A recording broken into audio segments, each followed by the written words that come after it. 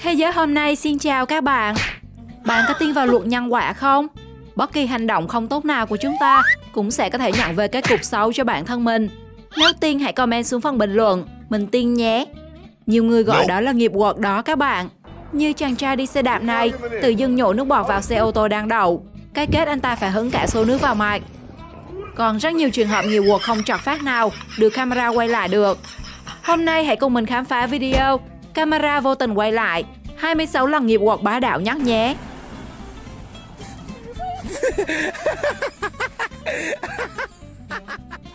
Khi đang đi trên đường, chiếc xe màu đỏ bỗng dưng được tưới nước bởi những người đang đi trên chiếc xe đen kế bên. Tuy nhiên quả báo đã được trả ngay sau đó. Khi vì thiếu quan sát mà chiếc xe đen đã tông vào đuôi của một chiếc xe khác phía trước.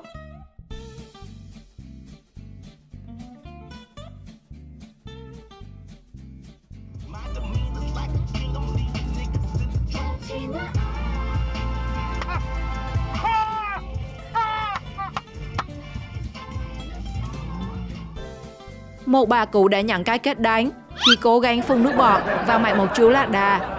Đừng bao giờ nhờn với lạc đà nhé. Tính chúng có hơi nóng nên dù có là ai, nếu bị trêu chọc thì chúng sẽ đáp trả. Hai thanh niên điều khiển xe đạp đi ngược hướng đã bất ngờ đi chạm mặt trên chiếc cầu, gây ra tình trạng ùn tắc giao thông. Chuyện sẽ không có gì nếu cả hai từ tốn lướt qua nhau. Nhưng tính cách của một trong hai thanh niên không chấp nhận sự yên bình đó. Anh đã thản nhiên dùng chân đạp vào bánh sau chiếc xe của người còn lại, khiến chiếc xe rung lắc. Nhưng xui cho Thánh Nhây, gặp phải thánh tính nóng như kem. Anh chàng bị chọc, liền thẳng chân đạp mạnh đáp trả, khiến Thánh Nhây choáng váng phải nhảy khỏi xe.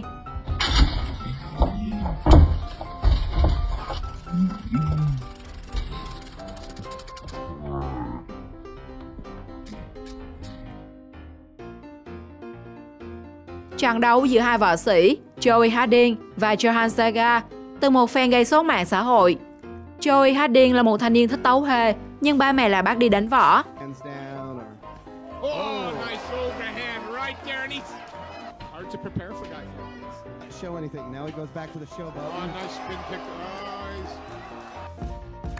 Anh chàng đang mải mê làm trò trêu đùa đối thủ với phong thái hết sức tự tin. Nào ngờ trong một khoảnh khắc đang uống lượng hip hop thì đối thủ Johan Sagan nhẹ nhàng tung cước đá thẳng vào mặt anh, khiến anh lăn quay và có thể nằm luôn tới khi công bố kết quả.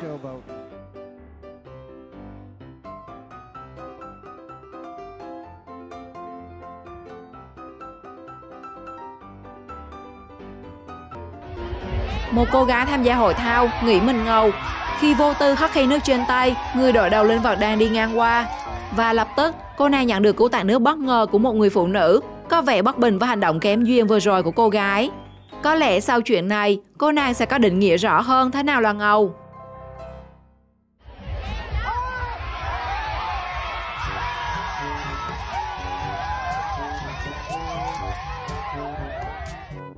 Cô gái vô tư rít thuốc rồi phả vào mặt bạn trai ngồi kế bên. Miệng cô có khói thì miệng anh lại có nước. Không một động tác thừa, anh chàng phun dứt điểm hết ngụm nước vừa mới uống vào mặt bạn gái, trong sự ngỡ ngàng của cô.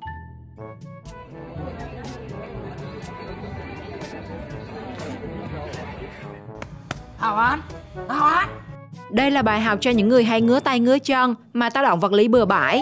Chàng trai này có ý định đá vào chú chó gặp ngay trên đường, nhưng không may bị hụt chân. Chú chó may mắn vẫn an toàn. Hoang mang, ngoái nhìn thành muốn đá mình té sắp mặt không đứng dậy nổi.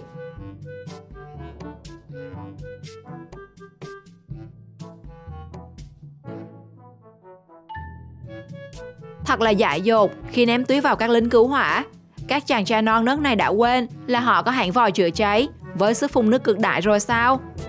Đúng là một cuộc chiến không hề cân tài cân sức giữa nắm tuyết bé xíu và vòi nước siêu to khổng lồ.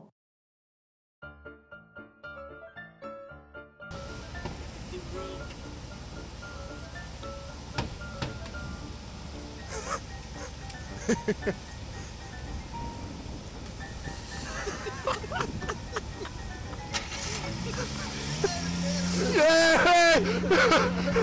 Ah, you fucking little bastards! Not that!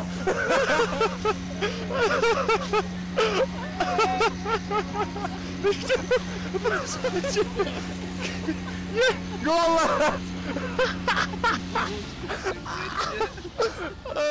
Tính một chân đạp ngã bạn mình xuống hồ. Cô nàng không ngờ mình lại chính là người té ngã. Pha này thì vừa dặm mông, vừa quê, mà tình bạn này chắc cũng bền lâu.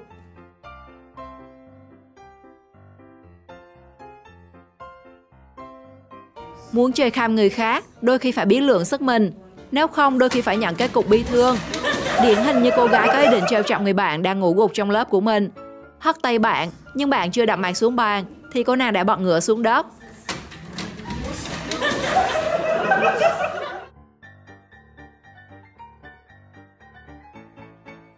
Lại thêm một thánh gây sự nhận cái kết đánh. Người đàn ông lái xe đạp có vẻ có hiềm khích với người đi ô tô, nên ông ta đã nhổ nước bọt khi chạy ngang chiếc xe hơi. Nhưng chỉ trong một vài giây sau đó, ông ta đã bất ngờ bị một người chủ xe hơi khác hất thẳng một xô nước. Có lẽ ông này đã gây thù chuốc oán với không chỉ một chiếc xe ô tô ban nãy.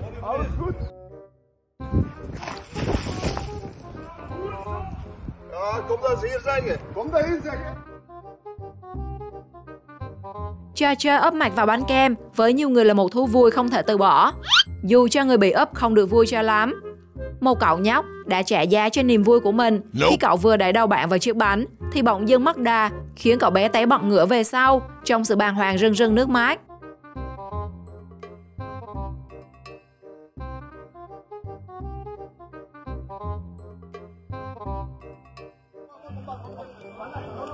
Một thanh niên hộ báo đang hùng hổ thì bỗng hóa mèo. Nguyên nhân cũng do xuông quá nên lỡ đá chân vào hàng rào rồi mắc kẹt luôn ở đấy. Đúng là đang kèo trên mà mắc cái chân trên hàng rào một chút là tự nhiên thành kèo dưới ngang.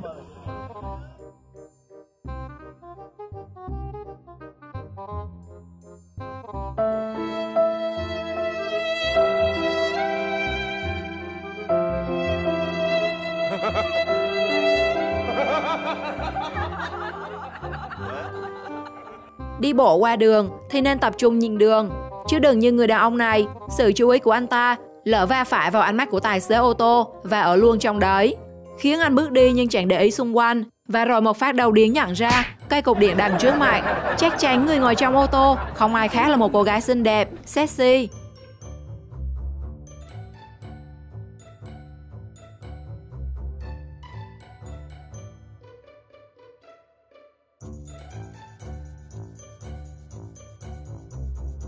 Chẳng hiểu lý do gì khiến cô khách hàng này lại hất đổ đồ đạc ở quầy thu ngân siêu thị.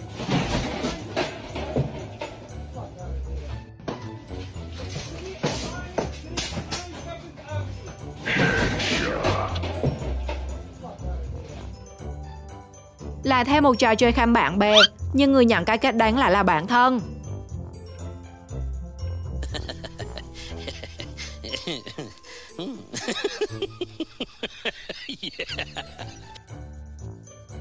Các cậu thanh niên có lẽ quá nông nổi khi thay phiên nhau thử thách thân thể với chiếc thùng rác bên đường. Chả rõ ngầu được bao nhiêu, chỉ thấy một người bị thùng rác làm cho thốn nơi chỗ hiểm, còn một người sau khi cố gỡ gạc danh dự lại cho bạn mình cũng toang đầu gối.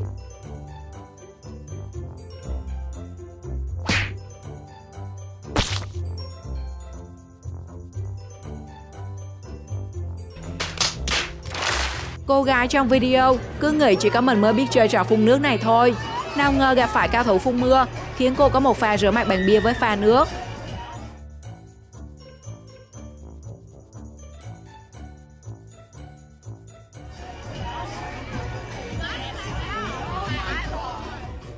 Thêm một pha hại bạn không thành nữa.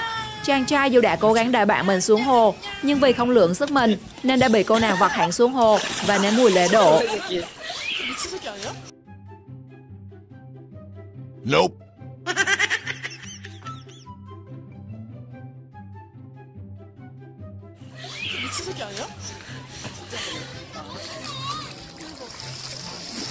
야, 존나 맛있다. 이제 나는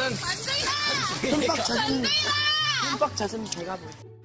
Anh bạn thủ môn vì không giữ được bình tĩnh mà ném bóng vào đối thủ. Thật không may cho anh là trái bóng lại tự tìm đường chui tọt vào lưới nhà. Nước đi này làm sao có thể lường trước được.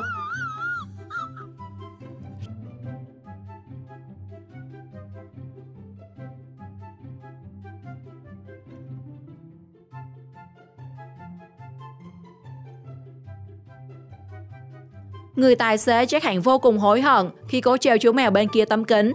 Sao mà ngờ được, đập chân lên kính có 2 phát mà tấm kính nứt nẻ như vậy. Chú mèo này chắc cũng hoang mang không kém người chủ xe, vì không biết mình có tội gì trong chuyện này hay không. Thông minh. Thật là thông minh. Những người thích thể hiện cần nên cân nhắc những hành động của mình hơn, để tránh làm cho những người xung quanh có dịp cười buông chỉ. Như anh chàng này thể hiện đá văng thùng rác, nhưng cậu ta cũng bị văng vào vũng sình luôn.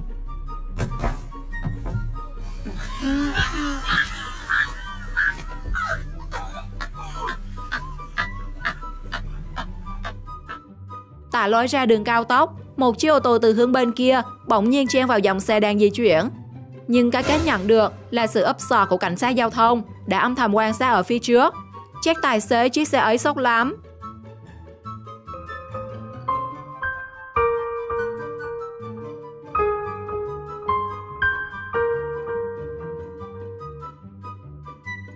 Cô gái đi ô tô đã mang theo cái súng nước với mục đích sẽ cho người bán hàng. Nào ngờ vừa lôi súng ra, chưa kịp bán giọt nào, đã hứng ngay một ca nước coca bú đến tận óc từ người nhân viên rồi. Không phải ai cũng dễ tròn đâu nhé.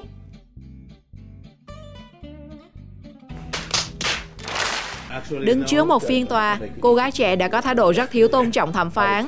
Ngay lập tức, cô nàng đã phải nhận một bản án khiến cô phải rẽ ngang. Khi từ tiền phạt 5.000 đô đã lên 10.000 đô, thậm chí cô còn phải ngồi tù. Bye bye. Adios. Come back, ma'am. Come back. Come back. Give me the paper again. Count one will be 10,000. Are you serious? I am serious. Adios.